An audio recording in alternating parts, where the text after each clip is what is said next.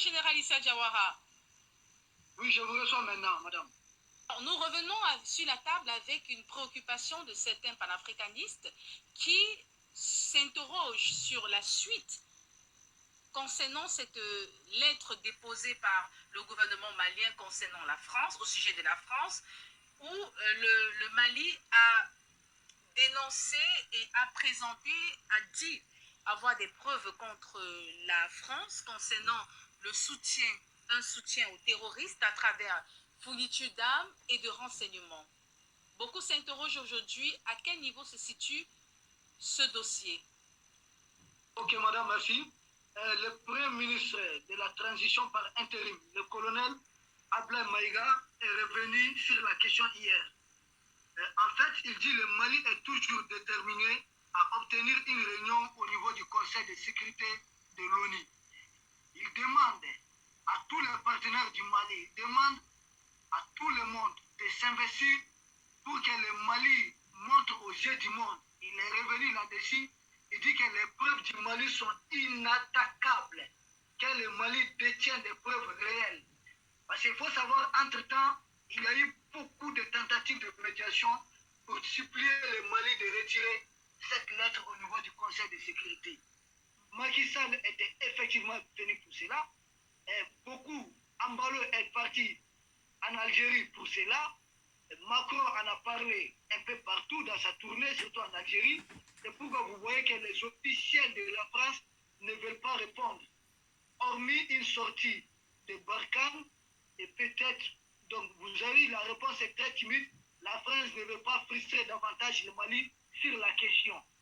Donc même malgré cela, tout ce qui a été fait, d'ailleurs, le président algérien, quand il a été sollicité, je crois, d'après les informations que je dispose, le colonel Assimi Goïta a dit au président Tebboune que le Mali lui doit beaucoup de respect. Le Mali est très reconnaissant envers l'Algérie, mais que le Mali lui demande de se retirer de ces dossiers. Le Mali lui demande de nous soutenir à défaut de ne pas se mêler de cette histoire. Donc même quand Macky Sall est venu, le colonel Assimi Goïta aurait dit à Macky Sall qu'il est un grand frère à lui, il est un aîné, que le Mali et le Sénégal, c'est le même pays, que le Mali, Macky Sall peut se considérer autant président du Sénégal, tout comme président du Mali, suivant nos coutumes. Donc il est malien, tout comme il est sénégalais. Que s'il ne doit pas aider le Mali dans son combat contre la France, de ne pas vouloir jouer au jeu de la France. Il a été clair avec Macky Sall et ce dernier est parti un peu, vous comprenez un peu, la tête baissée. Donc, jusqu'à présent, tous les hommes que la France a envoyés, ça n'a pas marché. D'ailleurs, c'est la raison principale pour laquelle la CEDEAO a été activée pour vouloir imposer à nouveau des sanctions et contraindre le Mali à des discussions sur ces dossiers. Il y a des sanctions qui sont en vie. Donc, ne soyez pas surpris de voir dans les jours à venir ou dans les semaines à venir des sanctions contre le Mali à nouveau, tout simplement parce que la France a tout tenté, le Mali a refusé de reculer, le Mali tient à obtenir cette réunion. Le Premier ministre par l'intérim a été très clair, il dit que le Mali dispose des éléments qui peuvent incriminer la France, le Mali a des preuves inattaquables contre la France et le Mali ne demande pas autre chose au monde que de faciliter cette réunion, ce face à face avec la France. Donc nous sommes à ce niveau. Nous attendons impatiemment cette réunion. Le Mali travaille pour obtenir cette réunion. Merci. Voilà. Merci, Général Issa Diawara, Bon, Monsieur Jonathan. vous voyez ça. Bon, écoutez, je reviens à la charge. Hein. Pour moi, c'est imparable. Bonjour à tous. Aujourd'hui, nous sommes donc le 14 septembre 2022. C'est du lourd, c'est du très lourd. Et que par conséquent, on ne peut pas, comment dire ça, passer à côté. Il y a des morts. Il y a des milliers de morts. Et pour ne même pas dire des millions, puisque ça fait très longtemps que ça dure, l'impérialisme, le colonialisme et la France-Afrique qui prend le relais. Hein, le néocolonialisme dont on est en plein, comment dire, régime, si j'ose dire. Bonjour à tous, Joubian, c'est mon surnom sur le net. Je suis accessoirement spécialiste de la France et puis je me veux être un panafricain très convaincu. Je salue là, je fais un big up au frère, le général Issa Diawara. Il est très limpide dans ses explications, très pédagogue. Vraiment, c'est très clair, il n'y a rien à dire. Donc il dit que voilà, le Mali dispose de suffisamment d'éléments pour incriminer la France, pour mettre la France en accusation. Pour mettre la France à poil, en fait, c'est de ça dont il s'agit. Et il dit que pour l'instant, il y a juste une partie des preuves qu'ils ont déposées auprès de la Chine, qui préside actuellement le Conseil de sécurité, voilà, pour que le débat soit ouvert.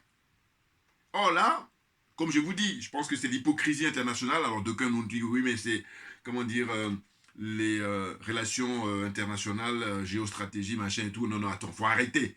Quand la France, quand les États-Unis, quand l'Angleterre, en tout cas en gros, toute cette sphère là de l'OTAN, quand ils ont décidé de porter une question devant le Conseil de sécurité, il y a diligence. Donc on nous explique. Voilà. Donc c'est pour ça qu'à un moment donné, il faut arrêter d'insulter l'intelligence d'autrui, et en particulier l'intelligence des Africains.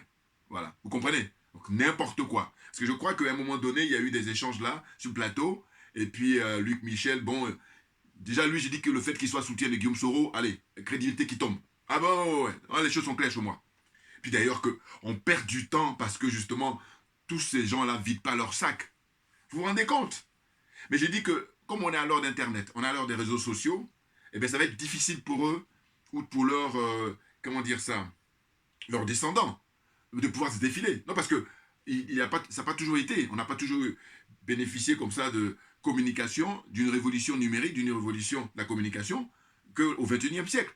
Donc ça veut dire que tout le monde est au fait des choses, pourvu qu'on veuille bien. Voilà. Ah oui. Donc il dit que les généraux, enfin les généraux, oui, ils ont même le grade maintenant des généraux, totalement, même voire même maréchal, parce que c'est surtout par rapport au temps, un peu de temps, regardez ce qu'ils ont pu réaliser. C'est ça qui est extraordinaire. Parce qu'il y en a certains, comme j'ai déjà énuméré dans mes vidéos passées, qui sont au pouvoir depuis 10, 15, 20, 30, 40, 50, 60 ans au pouvoir, pour faire un clin d'œil à Paul Biya, mais quand je lui demandais le bilan, zéro. Hein? Les choses sont claires. Donc là, ils disent qu'ils y vont crescendo. Et que le moment viendra, hein, où ils pourront tout diffuser. Mais pour l'instant, non, ça ne sert à rien. Parce que le peu qu'ils ont là suffit pour que la France réponde, hein, de toutes ces turpitudes et puis toutes ces, comment dire, tous ces méfaits. C'est incroyable. Mais je vous dis toujours, moi je ne peux pas m'empêcher de penser aux autres pays africains. Parce qu'avant même d'incriminer la Chine, avant d'incriminer la Russie, pour dire que voilà, comment se fait-il qu'ils traînent les pieds, mais moi je pense aux pays africains. Donc je dis qu'en règle générale, les gens nous observent. Et donc comme ils voient que ce sont nos propres frères qui font d'abord le sale boulot, qui sont en première ligne pour empêcher l'émancipation, pour empêcher l'indépendance et la souveraineté des pays africains, je crois que le débat, ça y est, il est clos. À partir de là, ben oui. Les gens qui ont été cooptés, hein, dans des obédiences, hein, franc-maçonnerie et consorts et compagnie, hein, et qui viennent là parce qu'ils ont vendu leur âme. Hein. Ce qui les anime maintenant, c'est la cupidité, c'est-à-dire que la vie sur Terre, c'est le matériel. Ah oui, non mais il est question de déballage. Hein. Ah oui. Non, parce que je vous dis, il y a des morts, et comme moi, ma religion, c'est la vérité et la justice, et je dis que toute vie humaine est sacrée. Donc il n'y a pas de raison, rien ne peut justifier qu'on enlève la vie d'autrui artificiellement. Rien, mais rien. C'est pas possible. Or, quand je dis ça, mais il y en a d'autres qui disent tu causes toujours, tu nous intéresses, ou alors il y en a d'autres même ça les dépasse. Attendez, il y a de tout, voilà, on va dire. Mais il est question de prendre conscience. Parce que j'ai dit, à un moment donné, il faut arrêter. J'aime beaucoup quand les dirigeants maliens actuels, conduits par son excellence, le président, le colonel Assimi Goïta, et les autres colonels, le ministre des Affaires étrangères, Abdoulaye Diop, l'actuel ministre, comment dire, premier ministre plutôt, excusez-moi, hein, Abdoulaye Maïga, big up à ces frères-là, parce qu'ils sont vraiment sérieux, ils sont professionnels, et ils assurent. C'est total respect, les gars, total respect. Donc j'aime beaucoup quand ils disent dans les interviews, quand ils prennent la parole et qu'ils disent personne ne peut aimer le Mali plus que les Maliens. D'ailleurs, je crois que répétait souvent le Premier ministre Choguel Maïga, dont on souhaite un prompt rétablissement. Un grand monsieur. Ah oui, grand patriote, grand panafricain. Il a tellement travaillé que, voilà, à un moment donné, c'est un humain. Voilà. Lui, au moins, il ne se dope pas. Parce qu'il y en a ceux qui se droguent, qui se dopent, là. Se shootent. Qui ont des pratiques malsaines, inhumaines. Suivez mon regard. Vous voyez? Donc lui, il a mouillé le maillot. Il a tellement mouillé le maillot que compte tenu de son âge, il y a des rythmes à respecter. Donc là, il est en train de se reposer. Il est en train de récupérer, on va dire. Voilà. Et on espère qu'il va récupérer beaucoup mieux et puis revenir à la tâche. Parce que là, on a mené des batailles qu'on a gagnées, là, certaines batailles, là, mais la guerre est très longue, elle est très lourde. Mais là, le Mali tient le bon bout. Mais on se pose la question de savoir pourquoi les autres pays africains, mais ils ne branlent rien. Et on apprend quoi? On apprend que le ministre des Affaires étrangères, justement, du Mali, Abdoulaye Diop, il est obligé d'aller faire un exposé là récemment pour demander à ce qu'il lève les sanctions contre le Mali. C'est-à-dire que c'est incroyable. Moi, quand je vois ça, je me dis, mais il y a ça qui existe, et puis il y en a qui viennent défiler pour dire qu'ils demandent la libération de 49 Zozo ou 46 Zozo, je ne sais quoi. Ou alors qu'ils disent que voilà, il faudrait que le Mali fasse marche arrière pour les accusations qu'ils peuvent porter contre la France. Vous vous rendez compte? J'ai comme l'impression qu'on n'est pas sur la même planète.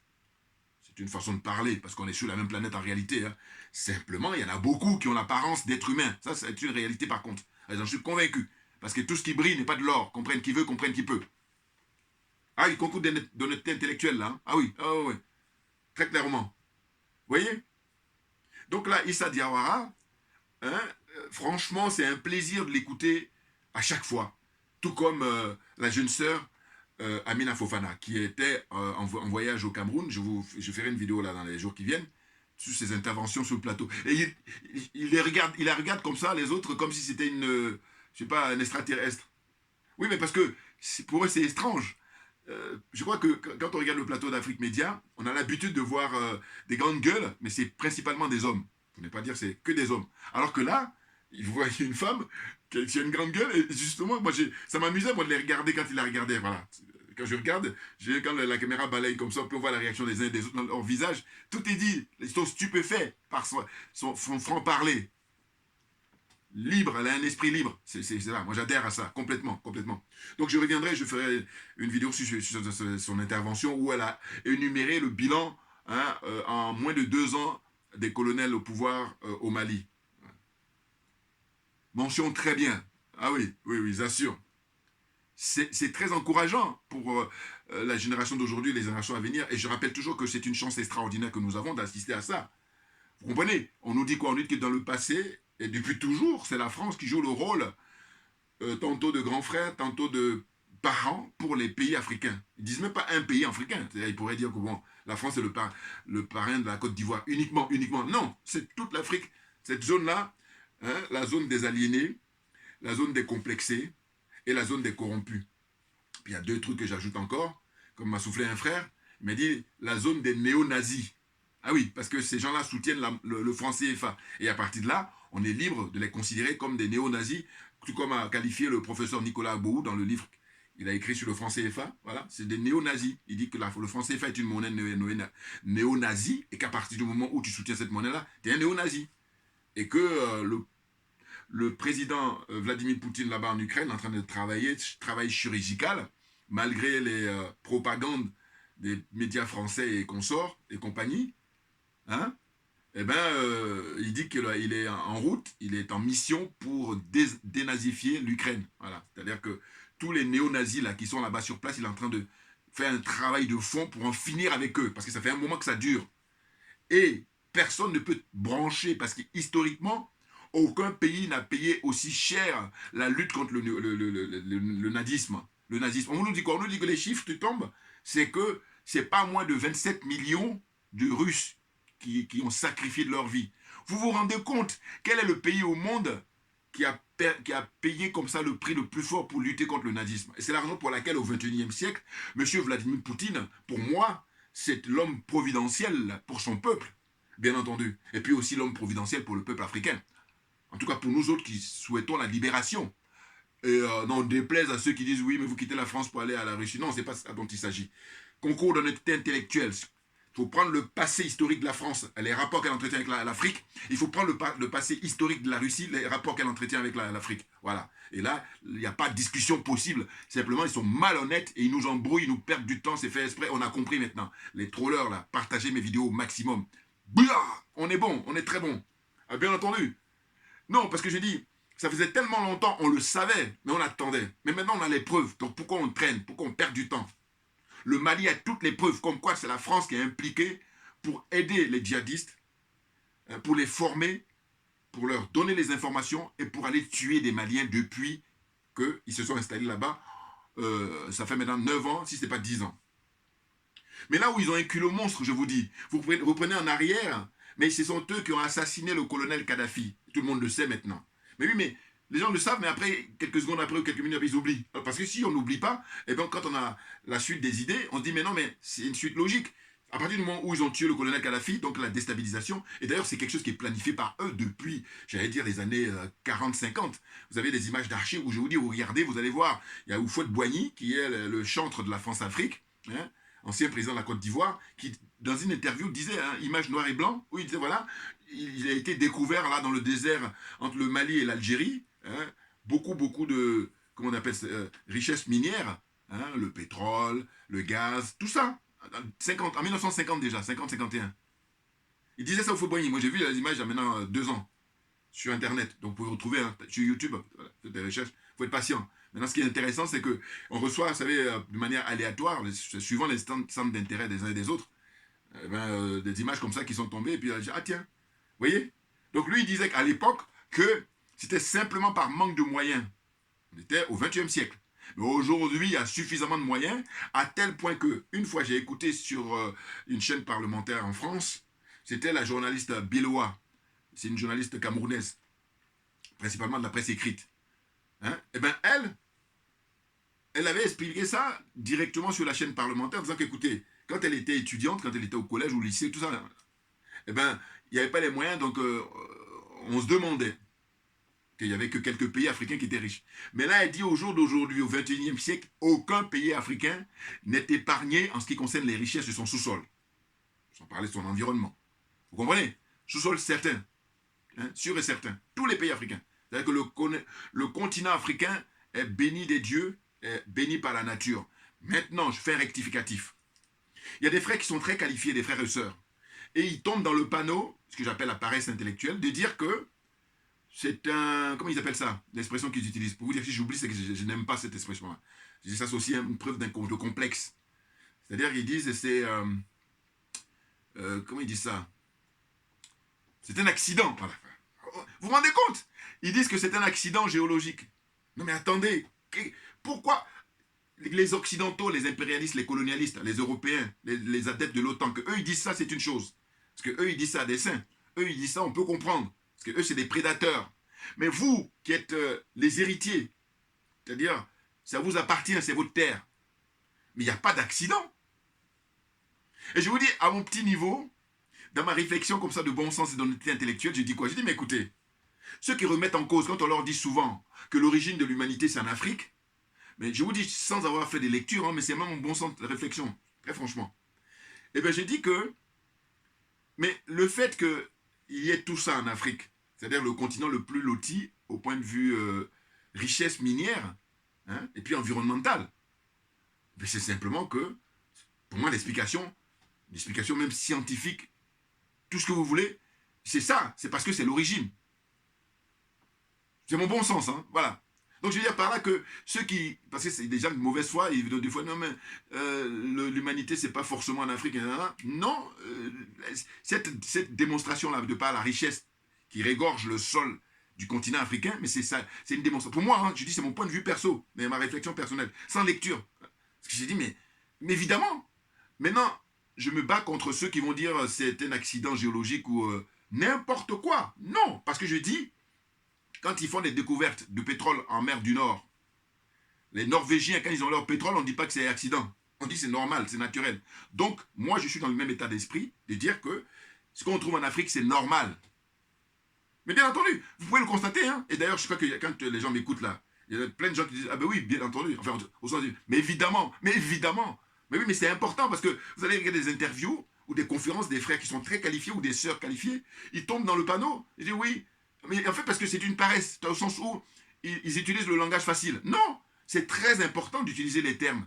Bien entendu, parce que eux qui sont en face, qui sont les prédateurs, eux, ils sont contents quand vous reprenez des trucs comme ça qui sont erronés. Au même titre que quand je parle du nombre de morts. Je dis qu'en Côte d'Ivoire, il n'y a pas 3000 morts. Il y a au moins, au minimum 30 000 morts. Il y a une différence majeure. Faites la différence. C'est-à-dire qu'il y a 27 000 personnes comme ça, hein, tuées, quand on laisse au passage 27 000. Même une personne, on ne doit pas le laisser.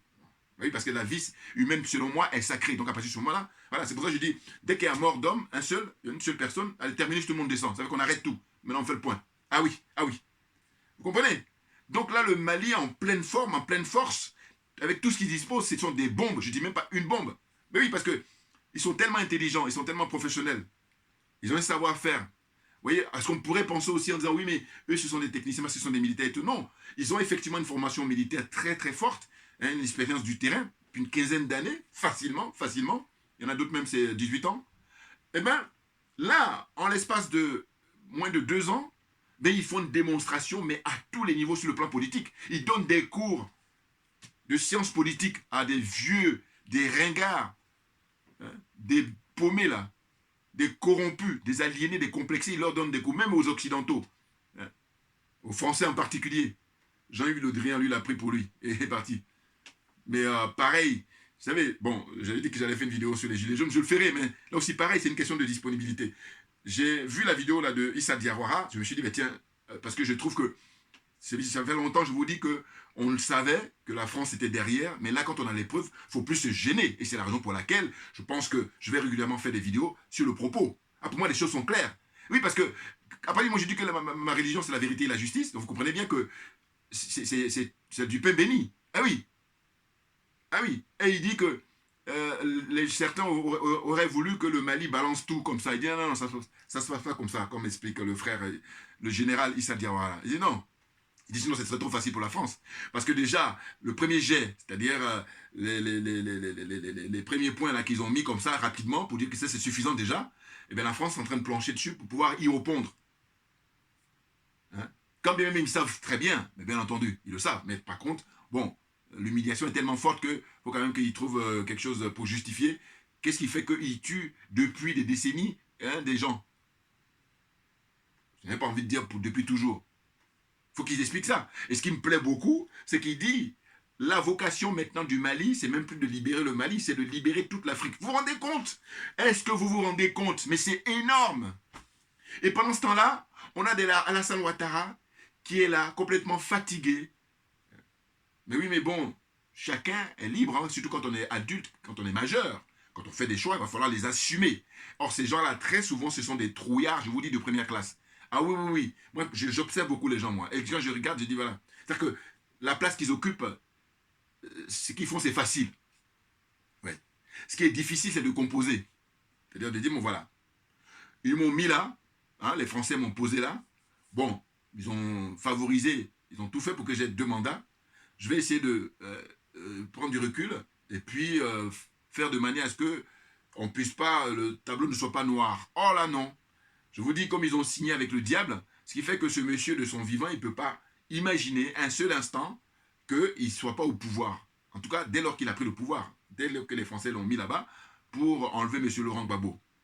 Et de surcroît, qu'est-ce qui est une circonstance aggravante pour lui, au point de vue influence, c'est son épouse, Mme Dominique Ouattara. Hein? Mme Nouvian, qui a pris tout l'argent du faux de Boigny. Et maintenant, les Ivoiriens, ben, ce qu'il faudrait, ben, c'est une mobilisation générale devant les bases militaires françaises en Côte d'Ivoire et nulle part ailleurs. Et dire ça, c'est aller droit au but. Autrement, on fait ce que j'appelle du transit, on fait ce que j'appelle des escales. Non. Pour revenir justement à la discussion qu'a eu le général Diawara, Issa Diawara, le frère qui s'exprime sur Afrique Média.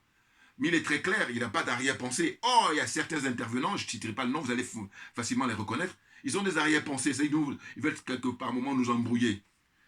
Et moi, quand c'est comme ça, je dis, le problème, il est quoi? Il est que le Mali, le fait qu'ils détiennent suffisamment de preuves pour incriminer la France, et pas seulement la France, parce que derrière la France, il y a l'Occident, il y a les adeptes de l'OTAN, tout le monde est mouillé. Ah oui, parce que les États-Unis fournissent le matériel à la France. Donc à un moment donné, vous savez, quand il y a une enquête pour un crime qui a été commis, ben, d'abord on se demande à qui profite le crime. Mais ensuite, on va aller chercher quels sont ceux qui ont collaboré de loin ou de près. Ah ben oui. Donc là, on parle de la France constamment parce que c'est elle qui bombe le torse, c'est elle qui se mène devant avec l'arrogance habituelle qu'on la connaît, mais il se trouve qu'elle n'est pas la seule, puisqu'elle a bénéficié de la logistique des Américains. Et que par conséquent, C'est même pour ça, tout s'explique quand ils font ce blocage-là. Donc je disais que nous, compte tenu du fait que, quand je dis nous, je parle des panafricains, des authentiques, hein, pas les pseudos, eh bien, nous, avec le Mali, avec les dirigeants maliens, on opte pour un vol direct. Or, ceux qui ne sont pas clairs, ceux qui cachent leur jeu, eux, ils sont pour un vol avec escale ou transit. Pourquoi? Mais parce que pendant ce temps-là, ça leur permet de respirer. Pendant ce temps-là, ça leur permet de gagner du temps. C'est de ça dont il s'agit. Alors que nous, quand on privilégie le vol direct, c'est parce qu'on a tout, on a tout. Et que par conséquent, plus de temps à perdre. Voilà. Et quand on sait qu'on peut faire un vol direct, on y va. C'est parce que, quand je parle de vol direct, si je reste sur le plan, c'est-à-dire de l'aviation, bon, eh bien, il y a certains endroits, compte tenu de la distance, moi je ne m'y connais pas trop, mais en tout cas toujours parler par mon bon sens, il y a une obligation légale de faire escale pour ne serait-ce que récupérer du carburant pour reprendre la route. Mais, à partir du moment où on a suffisamment de moyens, mais c'est un vol direct. Maintenant, il faut que ça soit au choix. Il y a des gens, pour des raisons XY, ils vont vouloir faire leur escale. S'ils sont honnêtes, on respecte, mais s'ils sont malhonnêtes, on n'a pas le temps. Bouya, Assimi Goïta. On est bon, on est bon. Et bien entendu, vous voyez, donc tous ces charlots-là, ils sont là, ils perdent notre temps, alors qu'on a tout compris, alors qu'on a tous les éléments. Je regarde là sur le plateau, je fais des efforts, hein, le NCI, là, le Côte d'Ivoire, là, je regarde là, et puis je me dis, mais à un moment donné, il y a quand même, on est à l'heure d'Internet, comment ça se fait? Et ils sont sans gêne. Alors, quel terme ils utilisent? Ils disent, voilà, en ce qui concerne les 46 autres qui sont gardés là-bas, les ozos là, les mercenaires là, ils disent, oui, c'est une prise d'otage. Ah bon? Et quand on fouille un peu, pas beaucoup, hein, on se dit, mais en fait, l'État malien, la justice malienne réclamait ces gens-là, bien avant qu'il y ait l'expérience des... réclamait en fait les opposants, voilà, c'est ça. Boubou Cissé, et puis le fils de la papa, le fils de Karim Keïta, le fils de Ibeka, là, voilà, qui sont là-bas cachés. Ils sont plusieurs à chercher à prendre la place des colonels. C'est ça dont il s'agit. Donc, la justice malienne a lancé un mandat d'arrêt international pour dire qu'il faut que ces gens-là soient rapatriés. Et M. Alassane Ouattara et la France, ils font la sourde oreille. Donc, quand l'histoire des 49 Zozo arrive, ben, c'est du pile-poil, c'est du pain béni. Et comme on a affaire à des gens sérieux, comme on a affaire à des gens, comment dire, patriotes, panafricains, mais ils disent, mais écoutez, on ne va pas la jouer comme ça. Parce qu'au fond, là, on a une protection divine. Enfin, je ne sais pas si je peux dire ça, parce qu'il y en a d'autres, j'aime pas ça les frères quand je dis. Bon, mais en tous les cas, ils sont protégés par les anciens, notamment par leur grand-père, leur père, leur grand-père, ou arrière-grand-père pour certains, suivant l'âge. Je pense à Modibo Keïta. D'ailleurs, je vais vous montrer un bouquin de lui, là. J'encourage pour ceux qui sont curieux. Allez, voilà, vous voyez, Modibo Keïta, Un destin. C'est écrit par le frère Modibo Diagouraga. Voilà, ça. Hein, voilà, procurez-vous ça, pour ceux qui sont intéressés à la lecture. Voilà, les plus courageux. Voilà. Sachant qu'évidemment, il n'y a rien de tel que la lecture. Hein. Parce que là, nous, le blabla, bon, ça c'est bien, mais c'est mieux la lecture. Parce que ça, la lecture, ça, tu imprègnes ça définitivement. Normalement. Voilà, vous voyez. Mais là aussi, pareil, c'est les capacités de chacun, des uns et des autres. Vous comprenez? Donc là, j'encourage à faire cette lecture-là parce que je dis, ils ont la protection de Modibo Keïta et des plus anciens encore. Parce que je dis toujours qu'il faut regarder les différents pays africains, mais le Mali a une histoire qui est très grandiose. Ah oui. Ah oui, oui, oui. Et c'est pour ça que ce qui se passe actuellement au XXIe siècle, mais ça vient de très, très, très loin. Ah oui. Et puis ils sont tranquilles. Parce que là, ils ont une mission, mais qui est, on ne peut plus essentielle. Libérer l'Afrique. L'Afrique est enchaînée depuis des siècles. Et là, je dis quelque chose comme ça qui est connu, hein, c'est-à-dire que je dis, mais quand il y a eu l'esclavage, les Occidentaux, les impérialistes, les colonialistes, là, les racistes qui n'aiment pas les Noirs, ils ont justifié que ce système-là puisse perdurer pendant 4-5 siècles. Ah oui, ils ont trouvé le moyen. Et après, on arrive à la période de colonisation, ils ont pu justifier ça aussi. Maintenant, dans le néocolonialisme, ils justifient. Et là, maintenant, on rentre encore maintenant dans l'histoire du djihadisme. En fait, ils mettent toujours tout en œuvre pour essayer de, comment dire, manipuler les gens. Et pour ça qu'on parle d'empire du mensonge. Et moi, j'enfonce le clou quand j'ai dit la religion du mensonge, c'est encore plus fort que l'empire. Religion du mensonge. C'est-à-dire que quand moi je vous dis ma religion, c'est la vérité et la justice, eux, leur religion, c'est le mensonge. Ils ne jurent que sur le mensonge. Et puis, c'est beaucoup plus fort qu'eux. Vous ne pouvez pas imaginer. Vous ne pouvez pas imaginer, c'est plus fort qu'eux. Ça les dépasse. Ah oui. Ils sont fâchés avec la vérité. Ah, pour ça que, quand vous entendez des arguments par moment, je vous dis, moi qui suis accessoirement spécialiste de la France, ils vont vous dire, il y a plusieurs vérités. Non, mais de quoi? Il y a plusieurs mensonges? Non. Alors, non, mais je vous dis, j'ai trop compris leur fonctionnement. Voilà, donc on va avancer. Donc pour dire quoi? Pour dire qu'au fond, la réflexion que nous avons aujourd'hui, c'est de dire que il faudrait que tous les Africains, tous les frères et sœurs de la diaspora, que ce soit en Caraïbes, que ce soit là-bas en Afrique, sur place, que ce soit en Europe, ou en Asie, ou en Amérique, ou je sais où encore, eh bien, il faut que tout le monde se mobilise, je ne cesserai de le dire, pour apporter notre soutien indéfectible aux dirigeants maliens actuels. Ah oui, plus que jamais. Parce que leur mission nous concerne tous. C'est ça. Vous comprenez? Et l'exemple qui est simple que je donne, je dis, mais regarde la coïncidence. Quand on parle de l'Ukraine, tous les leucodermes, c'est les blancs, ils sont tous unanimes pour dire non, on va te sauver. Regardez, l'ordre de priorité dont ils bénéficient les Ukrainiens quand on les accueille ici. Priorité. Habituellement, quand tu es quelqu'un d'étranger, tu arrives, eh bien, il y a des procédures et il y a des délais. Mais là, eux, tout ça est tombé à l'eau. Enfin, je veux dire que priorité. Bon, on peut comprendre, parce qu'ils essaient d'être solidaires entre eux, qui sont des semblables, les blancs. Voilà. Mais là, quand on arrive en Afrique, avec les négros, les noirs, là, eh bien, on a des problèmes avec Macky Sall et leurs partisans. On a des problèmes avec M. Ouattara et ses partisans. On a des problèmes avec Bazoum et ses partisans. D'ailleurs, quand je dis ça, je vais très vite en besogne. En réalité, ces gens-là, ils représentent que dalle. Ils représentent rien du tout. Pourquoi? Mais parce que s'ils organisent les élections de manière régulière, avec la transparence, ils ne peuvent même pas... vraiment. Tout le monde le sait, d'ailleurs. C'est même pour ça qu'ils utilisent la force. Hein, ils instrumentalisent les forces de l'ordre. Ils instrumentalisent l'administration. Tout. Voilà. Et c'est la France qui est la marraine, qui est là, qui protège. Et c'est la raison pour laquelle j'aime beaucoup quand il dit ça, le frère, le général Issa Diawara. Il dit, mais à partir du moment où on va pouvoir faire partir l'armée française d'Afrique, vous allez voir que plus personne, Alassane Ouattara et Macky Sall et consorts, ne feront plus le malin. Ah oui, parce que leur malin vient du fait qu'il y a l'armée française, les bases militaires françaises là-bas, qui sont là, en théorie, on nous dit c'est pour assurer la défense en cas de, comment dire, agression extérieure. Or, à maintes reprises, les démonstrations ont été faites que les accords qui ont été signés, pseudo-signature, il faut dire, eh bien, rien n'est respecté. Parce que je dis, prenez l'exemple de la Côte d'Ivoire, eh bien, quand il y a eu le problème des rebelles et je sais pas quoi là, mais à aucun moment, alors que le président Laurent Gbagbo les avait sollicités, ils ont fait jouer ça. Non, ils trouvent toujours des prétextes. Parce que c'est eux qui organisent tout. Donc à partir du moment où on est, comment dire, arbitre et puis on joue, bon, mais le jeu n'a pas de sens. On est dans cette configuration-là. Vous comprenez?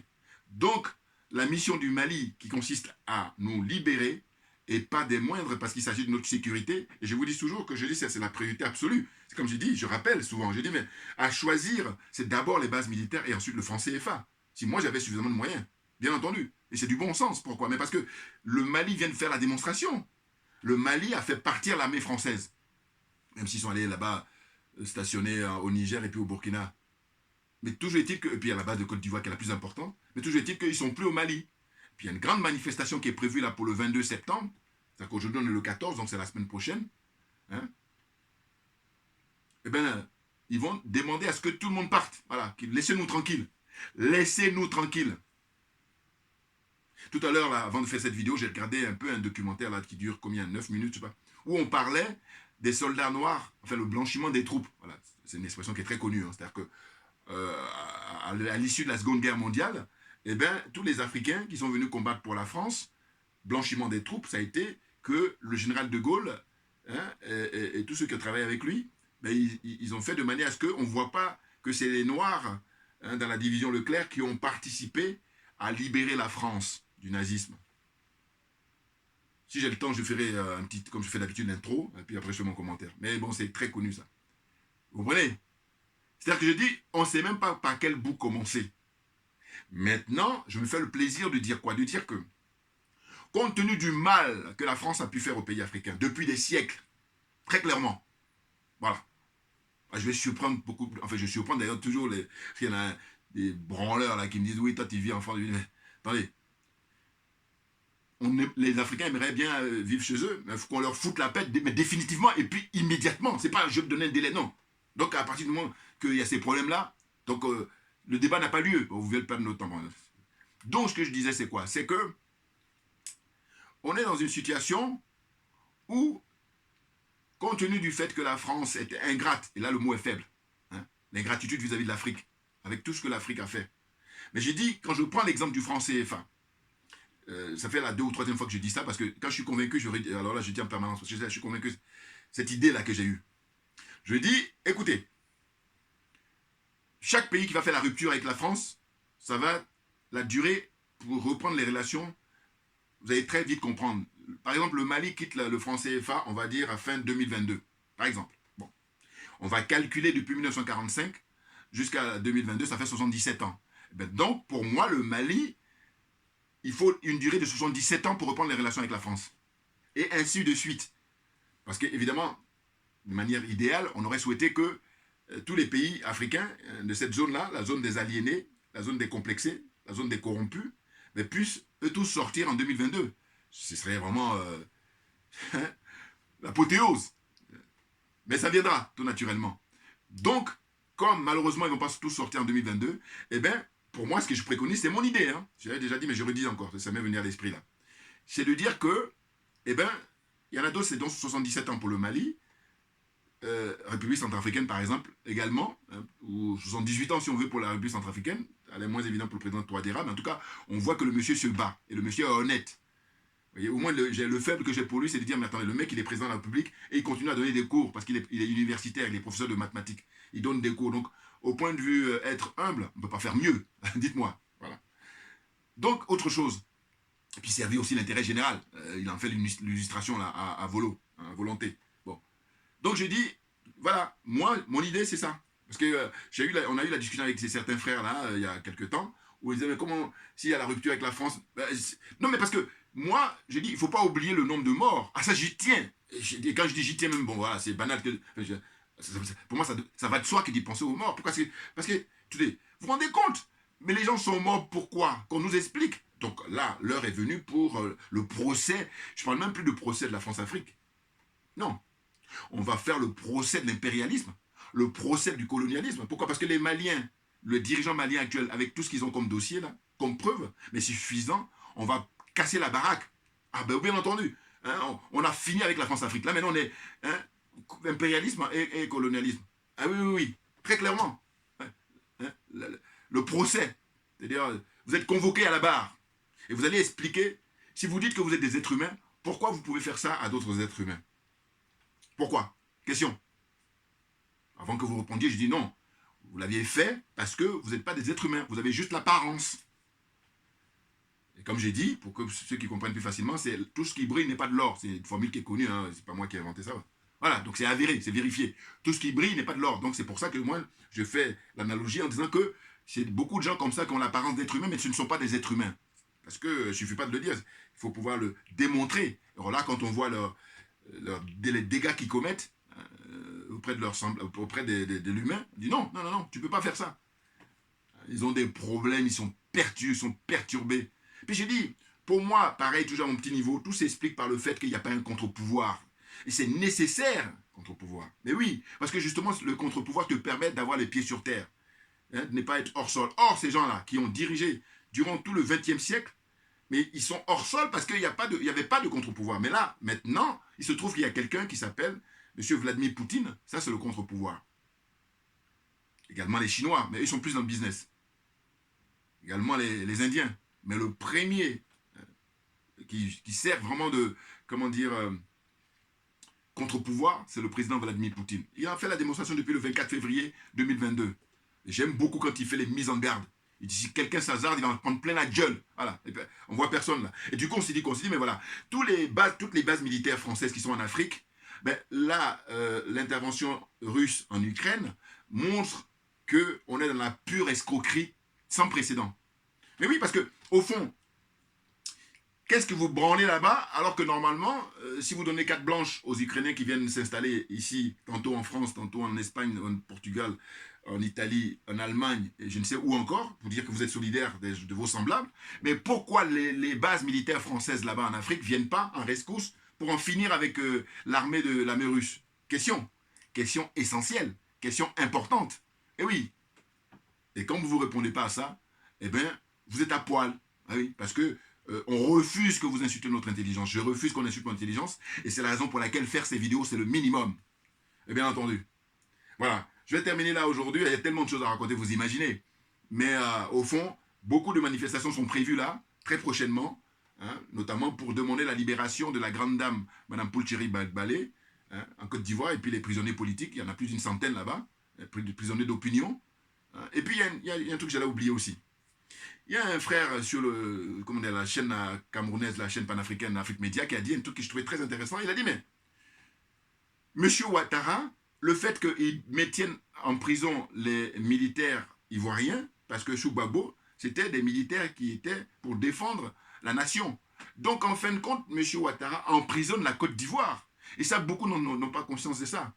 C'est ça qui est grave. Parce que moi, vous voyez, quand le frère il dit ça, je relève. Pourquoi? Parce que justement, je n'y pensais pas. Mais j'ai dit, mais chapeau, il a tellement raison. Voilà. Et je dis, c'est ce qu'on devait faire les uns des autres. Et comme dit un autre frère encore sur Afrique Média, il dit, notre problème, nous, Africains, c'est que on aime les uns les autres. Mais entre nous, on ne s'aime pas. Donc, il va falloir apprendre à s'aimer. C'est vrai qu'il y a eu ce travail-là qui a permis qu'on assiste à ça. C'est-à-dire le travail de sape du mental, l'intellect. Et pour ne pas oublier, tu vois là, sur le plateau des NCI, là, il y a un gars là, qui est, je crois, Tiasalé, il est député de Tiasalé, maire de Tiasalé aussi. Lui, il fait que des citations des autres. Il n'est pas le seul, hein, mais lui, j'ai remarqué chez lui. Et là, il se fait plaisir. Il cite pour nous montrer son savoir. Mais moi, justement, suite à ça, je me suis dit quoi? Je me suis dit, bon voilà, quand on va prendre le pouvoir, nous les panafricains, une exigence absolue, c'est de dire, écoutez, tous ceux qui vont être invités dans les médias, presse écrite, presse, audiovisuelle, c'est-à-dire télévision et radio, eh bien, on va privilégier ceux qui vont citer les auteurs africains. Voilà. C'est-à-dire qu'au lieu de citer un tel, c'est-à-dire un Montesquieu, citer un Jean-Jacques Rousseau, je ne sais qui encore, vous comprenez ce que je veux dire? Voilà. Eh bien, ceux qui vont être en avant pour citer les auteurs africains, voilà, eux, ils seront privilégiés.